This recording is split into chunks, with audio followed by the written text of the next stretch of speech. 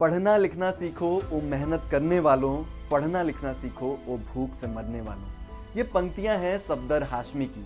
वही सफदर हाशमी जिसे राजधानी दिल्ली से महज कुछ ही किलोमीटर दूरी पर बीच सड़क पर साहिबाबाद के झंडापुर गांव में 1 जनवरी 1989 को पीट पीट कर अधमरा कर दिया गया था। 2 जनवरी को इलाज के दौरान उन्होंने दम तोड़ दिया था। दिल्ली के मंडी हाउस के पास सफदर हाशमी मार्ग से गुजरते हुए अगर कोई पूछे कि ये सफदर हाशमी कौन थे, तो अगर एक शब्द में जवाब देना हो तो हो जाएगा रंगकर्मी। लेकिन अगर वो विस्तार से जानना चाहे तो क्या जवाब होगा, वह हम आपको बताएंगे।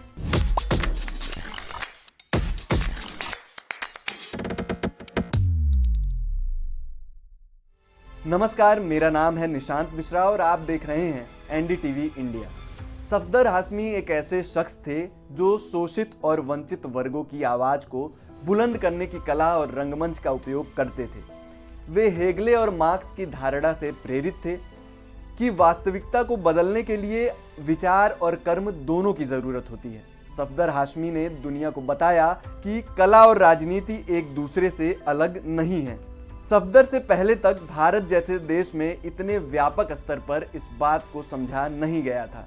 जिस तरह प्रेमचंद ने हिंदी साहित्य को राजा रानी के किस्सों से आगे बढ़ाकर जनवाद की तरफ मोड़ा, ठीक उसी तरह सफदर ने नाटक के मंच को सड़क तक पहुंचाया और आम लोगों को उससे कनेक्ट किया।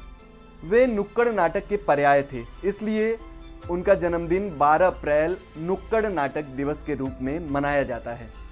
लेकिन क्या सफदर सिर्फ एक थिएटर आर्टिस्ट थे? बिल्कुल नहीं।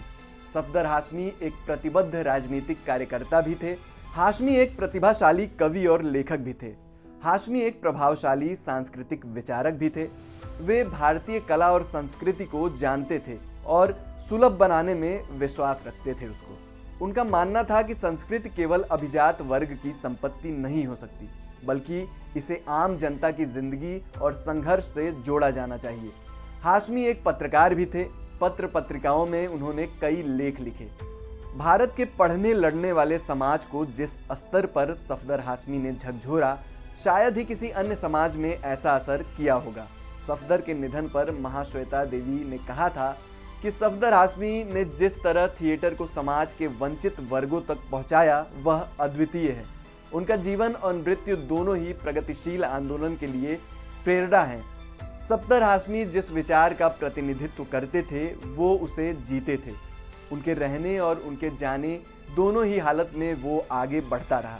सफदर हाशमी की मां कमर हाशमी ने अपनी किताब the fix flame the story of Safdar Hashmi में लिखा है कि कॉमरेड सफदर, हम आपका मातम नहीं करते, हम आपकी याद का जश्न मनाते हैं। दिल्ली की चौखट पर शहीद होने वाले सफदर ने दिल्ली की सत्ता को हिलाने की ताकत लंबे समय तक के लिए भर दी। हाशमी का दृष्टिकोण इस विचार पर आधारित था कि कला और राजनीति का गहरा संबंध है। उनके लिए रंगमंच केवल मनोरंजन का साधन नहीं था, बल्कि एक क्रांतिकारी उपकरण था जो समाज के शोषणकारी ढांचे को उजागर करने और उसे बदलने की क्षमता रखता है। सफदर हाशमी के नाटक केवल संवाद नहीं थे, वे विचारधारा का माध्यम थे। उन्होंने मजदूर आंदोलन और जन संघर्षों में एक नई ऊर्जा का संचार किया। कुछ प्रसिद्ध नाटकों जैसे मशीन, हल्ला बोल ने आम लोगों को झकझोर कर रख दिया।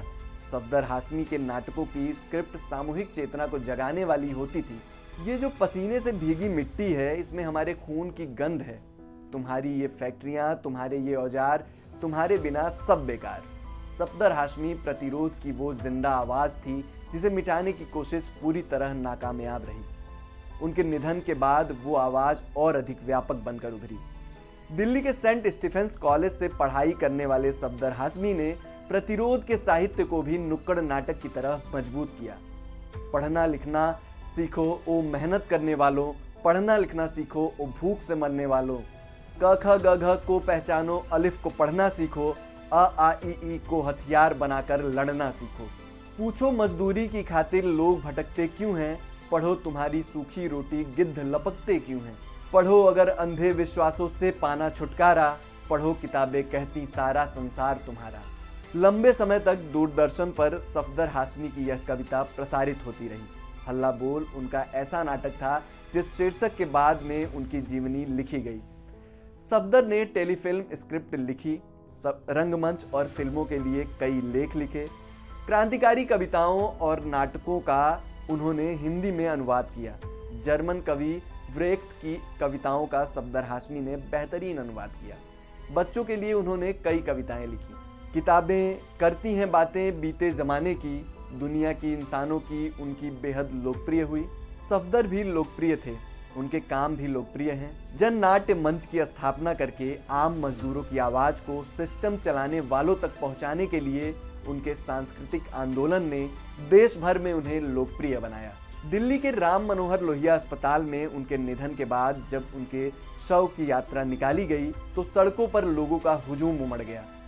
इनमें थिएटर कलाकार, लेखक, कवि, मजदूर, किसान और राजनीतिक कार्यकर्ता भी शामिल थे। देश के अभिन्न हिस्से से आए लोग सफदर के प्रति अपनी श्रद्धांजलि को अर्पित करते हुए उनके विचारों को समर्थन देने के लिए इकट्ठा हुए थे। सफदर की हत्या के विरोध में उनकी अंतिम यात्रा के दौरान उसी नाटक हल्ला बोल का प्रदर्शन किया गया, जिसे वे अपनी मृत्यु के समय मंचित कर रहे थे। उनकी शहादत के बाद पूरे देश में नुक्कड़ नाटक आंदोलन को आंदोलनात्मक आवेश मिला।